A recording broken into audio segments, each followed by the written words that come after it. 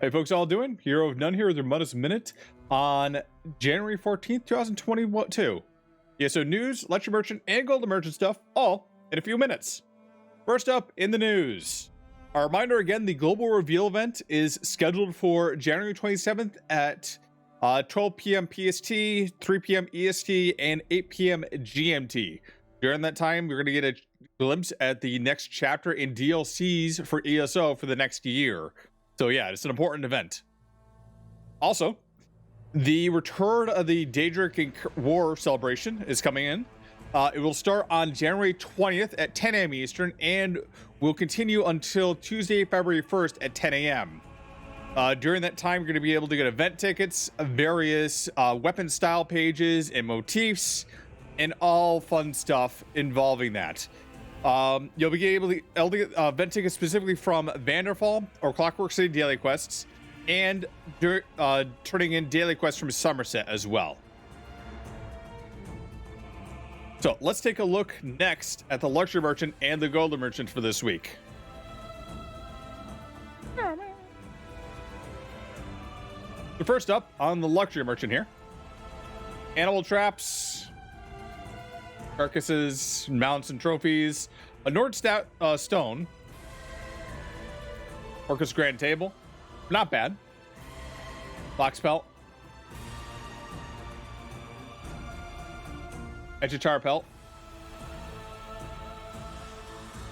and taxidermy bird of prey. Out of these, I'd probably say the bird of prey would be interesting to make like a scene inside your house. Table is interesting if you have Nord stuff. Animal trap might be interesting as well for a hunting scene. Overall, nothing that really catches my eye this week. Now, on the golden merchant this week, we have Necklace of Martial Knowledge, which on its 5-piece bonus, when you have stamina that's below 50%, your light attacks cause the enemy take 8% more additional damage for 5 seconds. This can occur once every 8 seconds. This is actually a good set for trials. I would recommend getting it. And actually, gold version of this is not a bad deal, especially 150k. Since they had this like an kind of equalization thing with weapon damage and spell damage, yeah, you can get this for either type of build. I do recommend grabbing it if you have it, if you don't have it already. Spinner's Necklace gives Magicka, and weapon and spell damage, and additional offensive penetration. You can also get the Spriggan's Necklace for this as well. Offensive penetration usually isn't as important for light armor classes because of the bonuses you get with light armor. However, you may want to use this if you're using it for PvP, just to give you extra oomph to get through some of that high armor mitigation some people have. For 250k, Pillars of Nirn, which gives stamina, critical chance, weapon damage, and spell damage. And when you deal damage, you have you create a fissure underneath the enemy for 1 second, dealing 3,000 bleed damage to all enemies within 2.5 meters, and causing them to bleed for an additional 16,000 bleed damage over 10 seconds. That can occur once every 10 seconds and scales off your higher weapon or spell damage. Probably more useful in PvP than anything else. This kind of did get a buff with the way they changed some of the stats and some of the other sets out there, but 350k, you'd probably be better off just running the dungeon that comes from.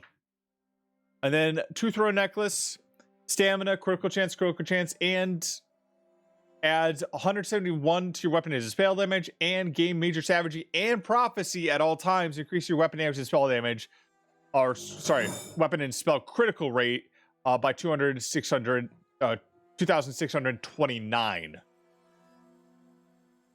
Not a bad one to get either, actually. Prophecy is usually pretty easy to get. Savagery is not, so I do know that a lot of Stam Blades will probably use this. But it can be used for either or. Then finally, for 100k, Follow the Infernals, Pauldrons, or Neranus Arm Cops. Both of these you can get from keys, and they're fairly easy dungeons to run as well. I'd recommend just go ahead and gamble the keys to get these arm cops instead.